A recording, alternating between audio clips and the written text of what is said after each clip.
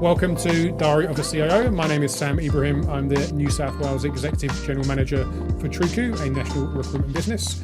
The purpose of this podcast is, after 20 years in the industry, speaking to numerous technology leaders, the topics of conversation was always around technology, around agile versus waterfall, technology stacks, transformation. I want to tell the story behind the job title with the purpose of inspiring the next generation of leaders coming through and share the story behind the job title and the person that you very rarely get to hear. With that in mind, I'd love to introduce my guest today, which is Tanya Graham. So Tanya, just a quick introduction in terms of your current role and where you're currently working. Thanks, Sam. My name's Tanya Graham. I'm currently the Group Executive for Digital Transformation at icare New South Wales. So in my role, I've got a number of teams that report to me, but core technology teams, including enterprise technology, cyber, architecture, etc. But also, interestingly, I've got the corporate strategy team, the customer experience team, data and automation and AI, and transformation, change and digital. So quite a breadth of broad remit. Teams. Yeah. Nice. And one of the topics of today's podcast, we're going to be hearing around Tanya's background and her journey to where she is today, but also exploring the evolving role of the CIO, and with Tanya's current position, which encompasses both technology and business operations, to discussing what the new wave of roles potentially coming to market looks like as well. So Tanya, just your background, obviously where you are today, just a bit of information around where you started. I think looking at my previous podcasts, it generally starts with, I've got an atypical background. So how did you start your career? Where did you come from? Yeah, really interesting question. So I think I've always had a love of technology, right back to when I was a child. Mm-hmm. My dad was an engineer. He ran several big companies back in the UK. We were lucky to be one of the first families to have a home computer back in the 80s. And I was always really curious about how things are made, how things work. And I think I had that innate kind of engineering, questioning curiosity. Interestingly, I was the first girl. I started off at a selective girls' school for the first part of my high school schooling. Mm-hmm. And then I went to an all-boys school for the last 2 years of school. And I was the first girl to do design and technology at that school. And I absolutely loved it. And that sort of then sparked a further interest, I think, in all things kind of technology, design, operations. I ended up doing a degree that was manufacturing, engineering and management. So it had a really nice blend of all sorts of different components. And then I was lucky enough to get sponsored through university by an organisation that I did a year off working for them before I went to university. They gave me a job at every holiday, and then they gave me a job at the end, which was fantastic. So I actually started off in manufacturing and operations. My first job was running a really small team manufacturing surveillance cameras for firemen, so cameras on the side of their helmets, yep. So they could run into a burning building and see if there was any people in there that they needed to rescue. So I know we'll probably touch on a bit of a theme in my career, but I actually think that's where I started to inadvertently have a bit of a focus on purpose within my roles. I left university with this big career plan all mapped out, and that didn't last very long. But I did move. What was your initial career plan? Well, my initial career plan, because I was in operations, was to go very fast up a vertical ladder in the operations space, and I did that for my first move. I actually moved from that organisation to 𝗿𝘃cie𝗹𝘃𝗶. So I went from smaller manufacturing to higher volume manufacturing. Yeah. In a role that I was 23, I was running a team of 60 to 70 people, a 24/7 manufacturing operation. It was actually really, really big. Then my career plan went out the window from there. What was the reason that your career plan went out the window? I think I started to then look for roles that had some interesting opportunities within them. So I ran the manufacturing operation for a couple of years, and then 𝗿𝘃cie back in the early 2000s was one of the first organisations to really embrace Lean and Six Sigma. Okay. And so I was asked to be the Lean and Six Sigma expert for the division that I was working for. So I got trained up, and that sort of deepened my interest in transformation. And it was at that point that I met my to-be husband, and we decided to move to Australia. And I was actually going to move with Glaxo and be their Asia Pacific Lean and Six Sigma expert, but that role got postponed. And so when I came here, I needed a job. And the first job that I came across, which I was lucky enough to get, was as a management consultant. Okay. And that was a perfect job for arriving in a new country, to really immerse myself into the business side of Australia, get a rapid exposure to a number of organisations that otherwise would have taken years to develop. So that was a really interesting role, and I ended up running one half of that business for a short period of time. That was very much in the manufacturing space, and I had this kind of spark of interest to think about, well, how would Lean and Six Sigma work in a financial services type organisation? And Westpac came along and they wanted to set up a Six Sigma and Lean capability within the bank. Commonwealth Bank had already done it a couple of years before, so Westpac were playing a bit of catch up. But inevitably with these kind of roles, I joined Westpac. There was a change of CEO. 𝗿𝗃cie𝗹𝗃 came in, and she didn't have it quite as high on her priority list. But what she wanted to do was set up a centralised transformation team for the bank.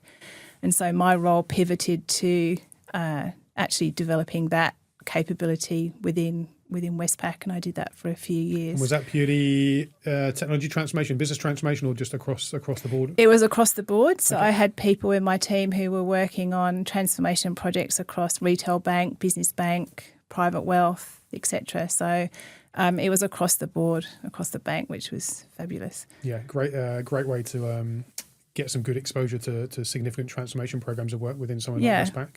Yeah. What was so you didn't really come from a technology background then. You worked in environments with technology and operations, but it wasn't an IT operations role. What was what was the stickiness to draw you in towards a bit closer to the world of technology then? What was the kind of curiosity behind that? I mean, obviously with a lot of organisations these days, most of what we do is driven and enabled by technology. But I kind of fell into the technology space. So when I was at Scentre Group, again, I was setting up a centralised transformation team. You can see the theme coming through there. But the CIO left, and I was reporting to the CFO, and he took on the technology function after the CIO left, but he openly kind of admitted and said, well, I don't really know how to run a technology function. And he asked me to help him out. So I worked with him very closely to create a new technology strategy, which covered everything from the retailer experience, the technology in the shopping centres, to all of the sort of back-end infrastructure and employee experience as well, and helped to redesign the technology leadership team. I sat on the technology leadership team as well. So that gave me a really good insight into actually what does a CIO do and how can they have that impact and influence. And I started to see a really nice merging of all the expertise that I had in transformation and how I could bring that together with the technology side. Yeah. I think there's two different types of CIOs in my opinion. There's operational CIOs and then there's a transformational CIOs, and they're two very different profiles and great in their own right. Obviously your background, the transformational piece, you've got to align that closely to where the organisation is and where they're going through the journey, which seems to be, I suppose, in terms of fortune, like Scentre Group was a great place for you to start that journey. Yeah. What about beyond that, up to obviously where we are in icare today? What's the rest of your journey look like? Yeah, and I went from Scentre Group into Austrade for a short period. So that's federal government, a really interesting part of the government actually, and really exciting place to be because they're working a lot with organisations that want to invest and innovate within Australia, as well as Australian businesses that want to export and grow overseas. But my role there was as Chief Digital Officer. And the CEO said to me on my first day, she said, right, we've put together this strategy and we've got one line in this new strategy and it says, we will be digital first. Your job is to work out what that means. I was like, okay, all right, I can do that.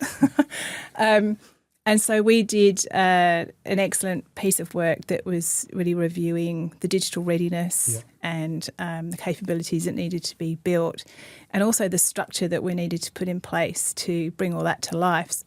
Ultimately, what we were aiming to do was, at the time, Austrade was servicing about 5,000 businesses a year.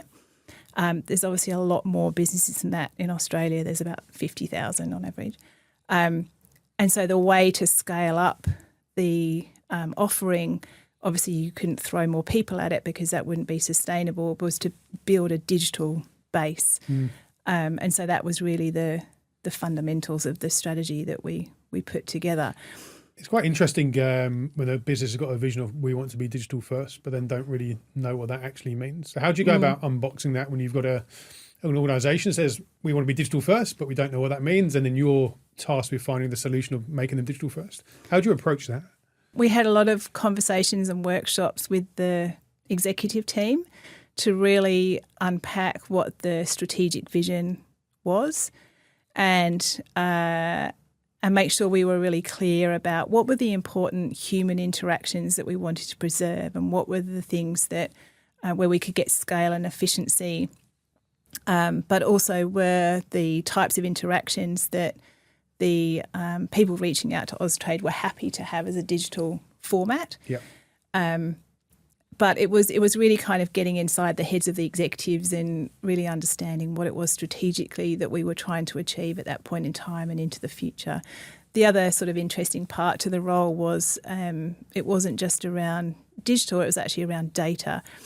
And what I found in that role was it was a complete reversal of when I'd been at Scentre Group, in that we had businesses knocking on the door wanting to share data with us, so banks, airlines, etc. And it was amazing then brainstorming and thinking about what are the insights we could actually create if we put some of these data sets together that no one has ever done before. Previously in other organisations, trying to do something like that was really painful, and we would often get tied up in knots with the legal terms and conditions and who owned the data and how it was going to be shared. And then somehow it was a lot more straightforward once you were in that government domain. Yeah. And I think you talked about your early part of your career around the role you had that was literally saving lives with the cameras and the firemen's helmets, and then more recently with icare as well, the real purpose-driven organisation. What's been your guiding star that I suppose helps you identify what your purpose is, and then also helps you identify what organisations align with your purpose as well? Fundamentally, my sort of personal purpose is around, I always want to be doing a role where I can leave a team or an organisation or part of the organisation in a better place than when I started. And I think more recently I've wanted to make sure that I could have a societal impact as well. And so my recent couple of roles have been more along those lines. So I worked for an energy company for a couple of years. It was very focused around renewables.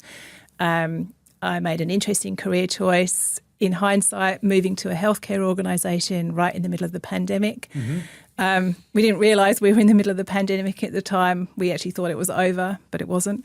And then I think working for icare, again, has been a really nice bringing together of both experience and purpose. And given that icare services the whole of New South Wales, it's a very purpose-driven organisation that is very focused on helping people when they're at a very vulnerable point in their lives, whether that being through being injured at work or being in a car accident.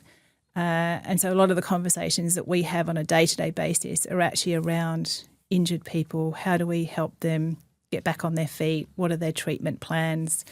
And less about the insurance aspects of things. And I think the people who listen to this podcast, a lot of people have purpose and they try and align their career towards purpose-driven organisations. Sometimes it works out. Sometimes you join an organisation and the purpose that you've got, although it seemed like it aligned to the organisational purpose, doesn't always align. Your background, your career, you've seemed to have aligned your purpose to the right organisations at the right time and had a really good success story around that. What advice would you give to people who listen to this podcast to how would you identify whether it's the purpose of the organisation aligns to yours and whether the purpose that you're hearing during a a 1-2 hour interview over maybe 2 or 3 processes actually is the real deal. What's your way of validating your purpose against an organisation purpose in what can be a short space of time? It can actually be really difficult, and I think some of it comes down to gut feel. Yeah. And what I've found over the years is that I talked about how I started to look for the roles that had meaning and I could see some growth personally in them, so more about opportunities. And then I think the more organisations I worked for, and I've never worked in the same industry twice, I actually started to get more of a sense around the culture and the types of cultures that I like to work in. So something like a Westpac is a very big organisation and you can easily get lost within it. Whereas a centre group, I think, was probably the first time that I started to think about culture and how culture was important to me. And what I liked about centre group was Westfield is a big brand, but actually it's quite a small organisation in terms of number of people. So the culture is really nice in that it's very flat. You've got high accessibility to people. You can really make a difference and everybody is almost treated as an equal. And so the culture then has come through as a really important factor for me. And then, as you say, then the purpose. And it can be difficult to try and assess whether an organisation truly lives to its purpose. But I think you do get a feel for it in the people that you meet through an interview process. And so now I do a lot of due diligence when I'm thinking about a role and try and talk to as many people as possible, both current employees and also past employees, to try and get a sense of the culture and the purpose and do the values actually come to life within the organisation or not. Yeah, that's good advice. Thank you. And just I wanted to talk about your current role.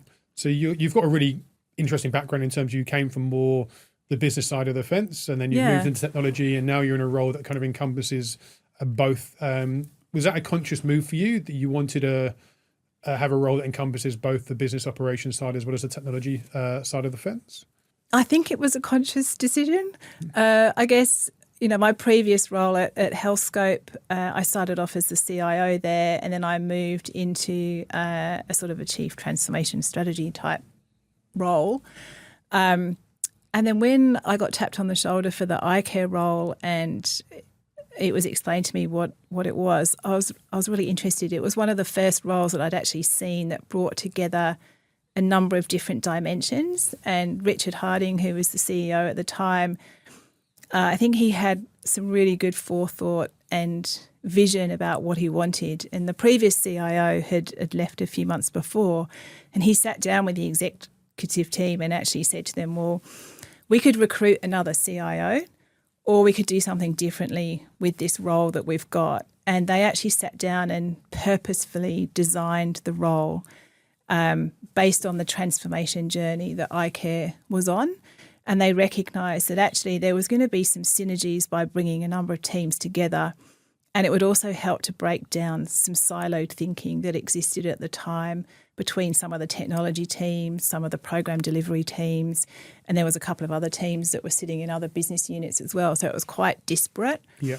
And I think they had really good vision about what could be achieved by actually bringing those roles together. And so when I saw that on paper, I thought this is a fantastic opportunity to really test out whether having that breadth and that sort of end-to-end strategy through to execution could actually really benefit the organisation. Yeah. I think it's a common problem with organisations. You've got a business strategy and then you've got to link the technology strategy to support the business strategy, but that linking and making sure the IT strategy supports business strategy is where a lot of organisations have trouble with.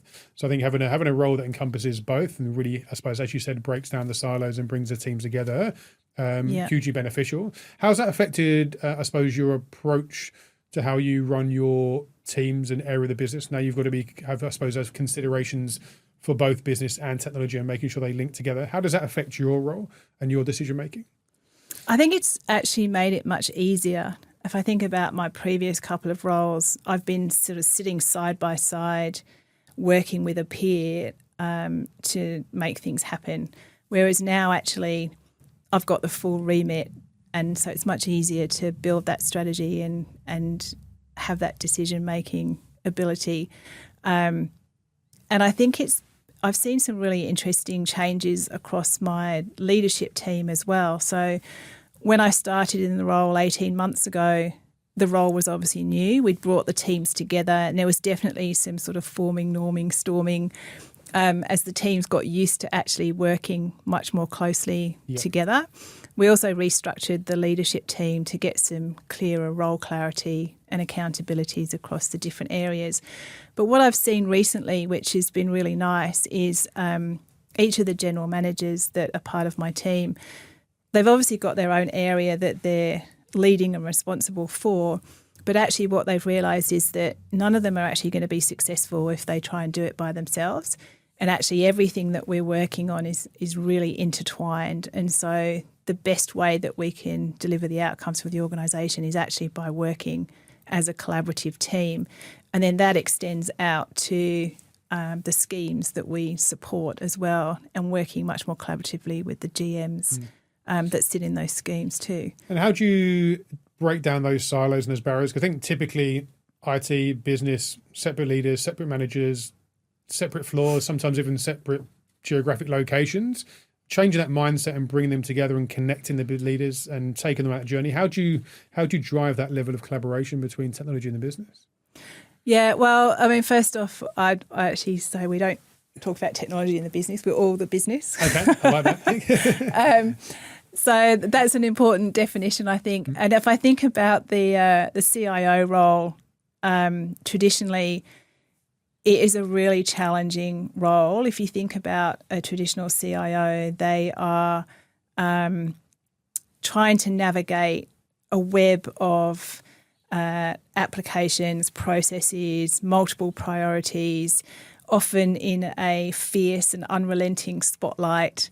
When things go well, no one really talks to the CIO, but as soon as something goes wrong, then that issue and the impact on confidence and reputation sticks a lot longer than it should. Yeah. And I think that's a challenge that most CIOs grapple with on a week by week basis. And so I think it's shifting the mindset of the technology team. And if there's other disciplines within the team as well, like I've got, shifting the mindset away from being a service provider to being a strategic partner. And I know that sounds a bit cliched and lots of organisations have put that in place before, but it is really about relationships and building that rapport between the different teams, understanding the strategic objectives we're all trying to achieve and how we work together to actually achieve those.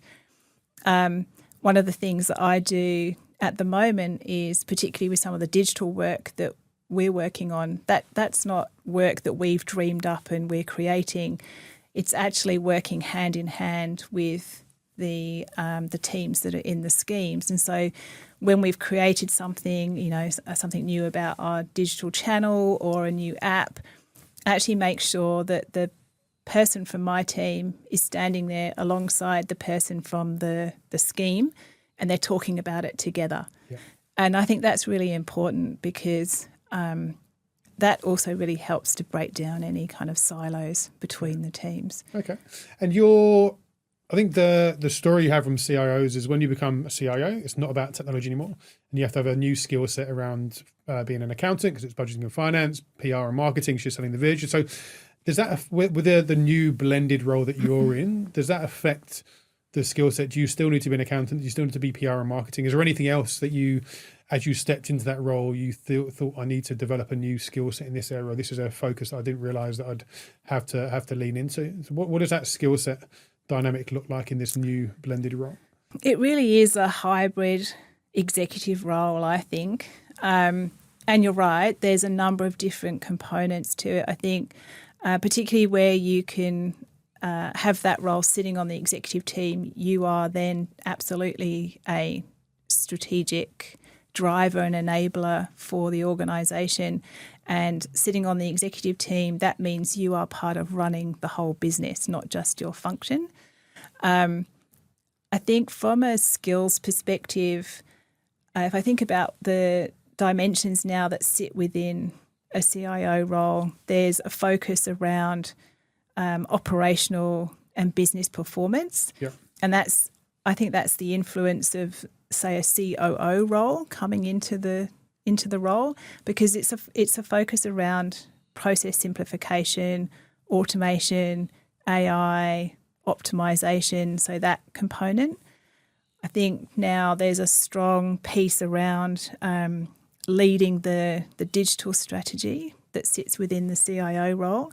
So that's the influence of the Chief Digital Officer coming into the role. So that's around understanding customer needs and expectations, digital interactions, personalisation. How are you creating those digital experiences? And then I think the third component is obviously the core part of a CIO role, which now I think is around scalability, resilience and security, as well as the architecture. So what's the architecture you're working with now? Where does it need to go? And how does it support all these other things that we're trying to do? So that's the sort of typical CIO influence. So I think those three kind of blend together now to create quite a pretty important executive role that needs to sit on the team. Brings on the topic nicely into what we're going to talk about next, but the CIO role, how do you see that changing? So I think, as you mentioned, there's a new wave of roles coming to market that we're seeing from a recruitment perspective, and they are an amalgamation of CIO role, COO role, and Chief Digital Officer role, CDO role.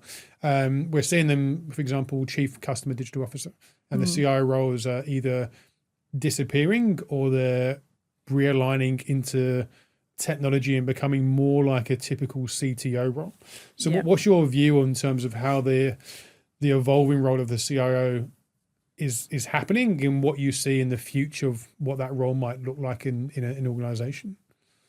Yeah, it's a really interesting one. And when you look across organizations, it's quite different depending on the way that, the CEO or the board have started to think about things. I mean, that's an interesting angle, actually. A lot of boards now are becoming a lot more tech savvy as well. So everybody has a thought and an opinion and a perspective, which actually also is a bit of a challenge for the CIO because everyone thinks they're also an expert on technology. So I don't know how the role's actually going to evolve. I mean, if I think about my role, I actually don't think my title now really explains what it is that I do. But I have the CIO at icare reporting into me, who actually sort of looks after really the pure enterprise technology, infrastructure and operations side of technology. But I think out to the market, my role would be viewed as the CIO in terms of peers and things like that. And that's when it's got the breadth within it. I think it'll be interesting to see what happens. I have seen a couple of CIO roles that report into a Chief Customer Officer, which I think is a good angle because it's absolutely bringing in that customer lens. But a number of roles now, as they become broader, are sitting on the executive team in their own right, so reporting directly into the CEO. And I think that's important because of that strategic component. And often now, with the extra breadth within the CIO role, I think they're taking on, as you said, a lot of the transformation work. So potentially the Chief Transformation Officer role is potentially going to disappear because it will get absorbed within these kind of roles. And so then you end up playing a bit of a bridge between the CEO and what they're trying to achieve and the rest of the executive team and how you can help enable all of that to come to life. It's interesting. If you look at the CIO role 20, 25 years ago, it was very much 9 times out of 10 reporting to the CFO because it was a cost center to the business. And then as the value of technology over the years has evolved, it became a key part of the business. Then that's when it folded out and you had a seat at the table. And now I think particularly with AI and data, a lot of that's sitting in the business as well now. Then I think the positioning of the CIO role is becoming more aligned to the business and business operations. And then we're seeing those kind of blended roles come into market as well. So it'd be really interesting to see what happens over the next kind of 5 years or so as technology develops. In terms of, I suppose, your role, how much of the balance is between, I suppose, the business and technology? And do you see that shifting over time, or do you think it would be a fairly equal balance? It's so intertwined at the moment that it's hard to sort of separate the two and think about how much time is spent on one versus the other, if that's what the question was. Because we're constant. I think on a daily basis, I'll be kind of task switching between about 10 or 12 different areas on a typical day. A lot of time spent on the strategy side of things and making sure that we're bringing in that external perspective, and we're thinking about what for icare our schemes need in terms of strategic support. A lot of focus around the shifting needs of the people that we serve are, and how are we factoring those into what we're doing. And then there is an operational side as well, in terms of we've got to keep all of our systems stable and reliable and running. If I was to pick a split, I'd say it's probably 50-50 between the two. Yeah, okay. But it's difficult to separate it, because at the end of the day, we're aiming towards a set of outcomes that we want to deliver, or a vision that we want to deliver. And all of these pieces need to fit together to get there. Yeah. And it's you've got, as I said previously, you've got a really interesting background that's given you the skill set throughout your career to become that blended business and technology leader within icare. I think traditionally the perception from people in the technology industry to become CIO, it's kind of a linear line straight up. And my advice to people who are asking questions around future-proofing their role is you need to get out of technology and go and sit in the business at least for a couple of years. And that's the advice I give people, but also what I hear people come to me and kind of validate that as well. So they're hearing it from different sources. What advice would you, outside of that, what advice would you give to people that are aspiring to become CIOs and see that role potentially changing? What advice would you give them to future-proof their skill set and ensure that the opportunities they're looking for will be open to them? Yeah, I think you're right. I think it's a breadth of leadership. And I talked about my career plan at the beginning being a vertical line in the operations space. I actually now talk about career paths being more like a rock wall. Yep. So sometimes you're going up, sometimes you're going across. Sometimes you're actually stopping and taking a career break, whether it's parental leave or just a sabbatical to do something different. And all of that is okay. Yeah. And because of the way that the CIO and the technology leadership roles are evolving, you do actually need that breadth. So you need to have exposure to an operational area. You need to have exposure to strategy. You need to understand what the CX team are working on and how that feeds into it. I think you need obviously a bit of a grounding in technology as well if you're going to be in that space. But it's definitely about that breadth. So ability to be a strategic leader, as you said, around AI. I mean, you need to understand what's happening in the emerging technology space, because that's continuing to evolve at pace. You need to, I think, to have exposure from a commercial perspective. So I strongly encourage all of my team to get some exposure in finance, commercial, procurement, because I think that's a really important lens to bring in. I also encourage all of my team to do the AICD Directors course. Okay, interesting. Because I think that's an important skill set that you need to be able to work with boards and directors. And then I think there's also another important emerging area from a skills perspective, which is around digital trust, ethics and sustainability. And I think that's a really important skill set that technology executives need as well now. Yeah, interesting. I read an article recently as well, and it was around the value of a sideways move. So I think everyone perceives that in order to further my career and be better, I need a promotion, I need to keep moving up and up and up. But as you said, sideways moves are really beneficial because you get broader breadth of experience. So I think changing people's mindset of a sideways move is still moving forward. You're just gaining more skills and more breadth of experience as well. Yeah. You talked about your team there as well, in terms of how you promote them and kind of the advice you give them as well. One thing I've noticed about your team as well, having known a few of them, is you have a really good level of diversity in your team as well, which I know is really important to you, and again is a real big purpose for you as well.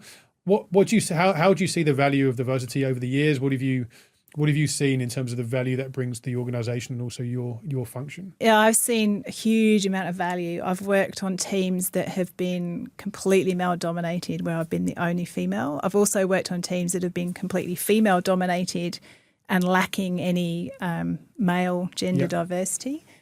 Neither of those are great. And I've seen teams, I think the high-performing teams that I've been a part of have absolutely been where there's been a blend of genders, but also background, ethnic, cultural diversity as well. And so I really look for that within my team, because I actually want lots of different perspectives. I don't want a team of people that are just like me. Yep.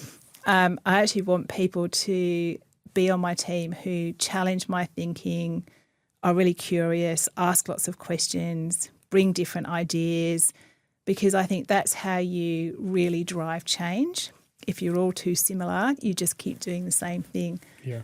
So diversity is really important to me across a whole bunch of different dimensions. And how do you create an environment if you're coming into a role and the balance between diversity isn't where you need it to be? What's your approach to changing that? Because I think there'll be people who listen to this podcast who very much have the same mindset of you, but it's quite challenging when you go into an environment and you inherit a team and you work as out. What's your process in terms of breaking maybe a non-diverse environment and driving diversity across the landscape? Obviously taking advantage where you end up with vacant roles to make sure that you're recruiting in the right way, and not allowing too much unconscious bias to come in, and really thinking intentionally about the type of person and the degree of diversity that you want in that role. If you've got a very kind of fixed team and you don't have any vacant roles where you can take advantage of that, I think it's also then looking at how can you create some space within the team. And that might be looking for, a couple of people on the team. There might be some other opportunities in the organisation that you could encourage them to move towards, and then create some space in the team to bring in some new diversity. So I think there's ways and means to do that. There's also working with the team to open their eyes up as well. I mean, with different teams in the past, we've done a lot of training around different biases and how do you become really conscious of your own biases? How do you bring more diverse thinking into your own mindset? How do we open up people's minds to think a little bit differently? So there's some things that you can do with existing people, and then I think taking opportunities where they arise to bring in some different skill sets and different thinking. And how do you break some very traditionally minded perceptions? For example, imposter syndrome, which I think is something that's been talked about years and years and years, but it's something that we're looking to dispel and kind of stop talking about imposter syndrome. What's your thoughts on that, and how do you go around breaking that narrative that's quite, I suppose, archaic in its thinking? It is, but it's such a challenge, and I think we all have elements of imposter syndrome at different points in our careers. And I think about when I took on my first CIO role, I definitely had an element of self-doubt, even though I knew I could do the role. And it actually took the leader who I was talking to about the role, and she was encouraging me to take it on. And she said to me, just look me in the eye, tell me that you've got this, and I've got your back. And so that was then the confidence boost that I needed to go, okay, I can do this. And I did, and I did a good job. So it all worked out well. But I think for people, it can be really challenging. And I think you've got to think about, reflect on the achievements that you've made. You didn't get there by accident. Think about your mindset. Everybody makes mistakes, and see those as an opportunity for growth and learning. And then I think the other one is around embrace imperfection as well, because none of us are successful 100% of the time. Yeah. So I think a lot of us put pressure on ourselves that then leads to the imposter syndrome. So part of it is just rethinking and reframing some of those things to get through that, cut through that. Yeah, I agree. And I think, no one's perfect. And I think it's also the mistakes and the challenging times as what you learn more from as well. So I think accepting that we're all humans, all have a little bit of self-doubt, and sometimes things go great, sometimes don't, but it's all part of the journey and the learning curve as well. Is really important. Do you find, I think the CIO narrative can be sometimes it's lonely at the top. In your role where I suppose you're bringing more roles into one, do you find your role can be lonely at times? It is lonely sometimes. Yeah. I think you need to use the people around you as well. I'm really lucky that I'm part of an executive team where we're pretty close, and we've had some pretty open conversations about how each of us feel a bit lonely at times, and so we've made a bit of a pact to say, well, let's just make sure that we're always looking out for each other and we're always talking things through, and so that we don't feel lonely and isolated. I get a lot of my energy from other people, and I love surrounding myself with people who are high energy because I thrive off that as well. And that helps, I think, in terms of building some really deep relationships and being able to use a number of different people as sounding boards. And to that point, actually, I think having some good mentors is really helpful as well. And I've had some great mentors over my career.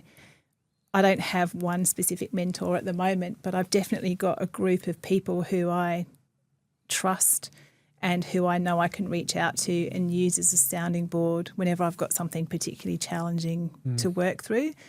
And again, that also helps to know that you've got people that you can reach out to have conversations with as well, particularly if it's something that's quite sensitive, so you couldn't necessarily discuss that with your team. Yeah.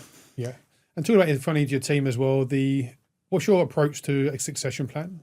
What do you look for in your direct reports that identifies that person I believe could be a good leader, and I want to put them on a plan to kind of potentially succeed me when I want to move into the next role? Is there anything that you would give people advice listening to this podcast about what they should be doing to be put on the radar of their boss's succession plan? Yeah, there's a few things actually. I think be really clear about why you want that executive role. I think that's really important.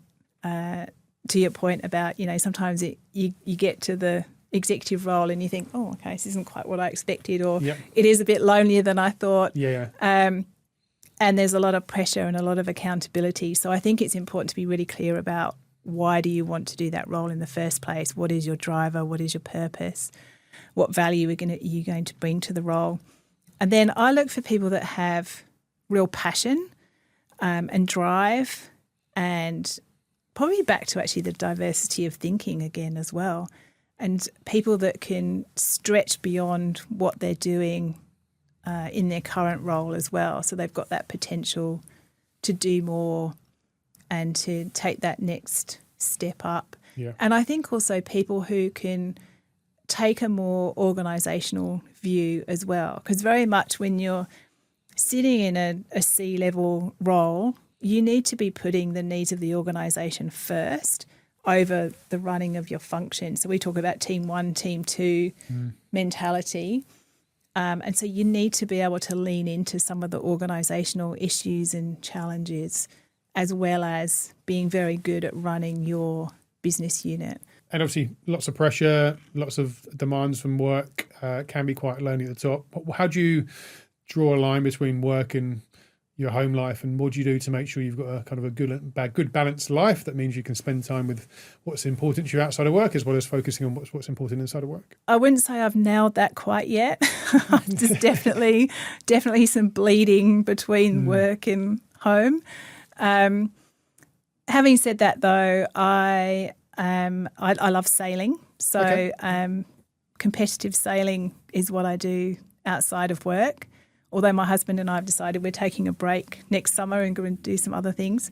But so I've been making sure that I can get out of the office early on a Monday and a Wednesday across the summer.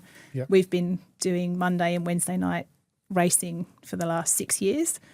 And so that's a big thing for me. And as hard as it can be some days to actually pull myself away from the office when I get out on the water and we're out there and it's a beautiful evening, it's really, really relaxing and de-stressing. So I hold that really, really dear. I also love being outdoors, so I'm a big bushwalker. And so for me, getting out and doing a walk either during the week or at the weekends, I find is really important for clearing my head. And actually, I find that I get some of my best ideas when I'm in the middle of the bush. Okay. And I think it is something around that ability to just recharge, reset, and suddenly your brain has a bit of space to think and be a bit more creative as well, rather than task focused. Do you find yourself, when you know you've got a break coming up, you find yourself working harder because you know you've got something coming up that you can kind of switch off from? Because I spoke to one of my mentors recently, and we talked around making sure that you're mentally switched on and avoiding burnout. And he gave me a good analogy. When I do HIIT classes, and the last 5 minutes of the HIIT class is probably when I work the absolute hardest, because you know it's coming up towards an end, and that makes sense to me. I think if you know you've got a holiday coming up, you push. If there's nothing on the horizon, then you kind of fall into that kind of just steady kind of ticking along, but you're not really kind of pushing yourself. Do you find the value when you've got a holiday coming up that you know you can push yourself because you can have a little bit of a break on the horizon? Yeah, that's really interesting. I've never thought about it like that. I do that, but I've always thought it was because I wanted to be able to hand things to people in a state that they could pick it up in. Yep. But maybe it's actually because you're running really hard because you know you've got a break coming up. But that's a really good makes sense insight. to me because I'm not a runner, but I do City to Surf like every other year or so. It's the last kilometres when I kind of like, you find your hidden energy and you're pushing yourself. It's not halfway through, it's kind of coming towards the end. So that kind of really resonated with me. So something to think about, I guess. What I have found actually over the last couple of years is I used to be terrible at taking leave. Yep. And I go the whole year without really taking a break, and I only take a break at Christmas. And what I've found is that more and more I actually need breaks now through the year. Yeah. And my husband is fantastic at booking holidays, so which is great. So we now make sure that we've got several holidays booked across the year. Yep. And I think that's really good for actually forcing you to step away and take a break. And you always come back feeling so much better and recharged and refreshed and focused. So I highly encourage making sure that everybody uses their leave. Yeah, good advice. Good advice. Thank you. Thank you for listening to today's podcast. Tanya's been an amazing guest, talking through her journey from the world of business into technology and then back into a blended role of technology and business where she currently is. Also talking around the future of the potential changing CIO role and what that means for listeners and how you can equip yourself for the next generation of roles that are coming to market. And then also talking around the real value of diversity in leadership teams as well as the functions that you manage. And then what Tanya does to recharge her energy and making sure she's ready for a good day's work. So with that in mind, as I ask all of my guests on the show, Tanya, what's the one piece of advice you wish you could have given yourself early in your career? I think the one piece that would have been useful to know is probably around how to be a good leader. And being a good leader when you get into senior leadership roles is about letting go of the doing. Mm-hmm. I mean, there is obviously a bit of doing still in the role, yep. But actually what you need to do as a leader is to coach, inspire, motivate the people that work for you so they can be the best that they can possibly be. And then as a team, you can achieve really fantastic things. And can I have a second one as well? Sure. Okay. Sure. Because I came across a really great quote from 𝗿𝗃cie𝗹𝗃𝗶, which I think is a real confidence and energy kind of booster. And it is linked to back yourself actually. So she basically says, if you don't put yourself forward, you'll always be in the same place. And if you don't ask, the answer will always be no. So I think that's also about finding your voice and putting yourself forward for the opportunities. Yeah, thank you. I love those two, particularly the second one. Thank you, Tanya. And thank you to everyone who's listened to the podcast. As always, please like, comment and share and stay tuned for more content moving forward. Thank you.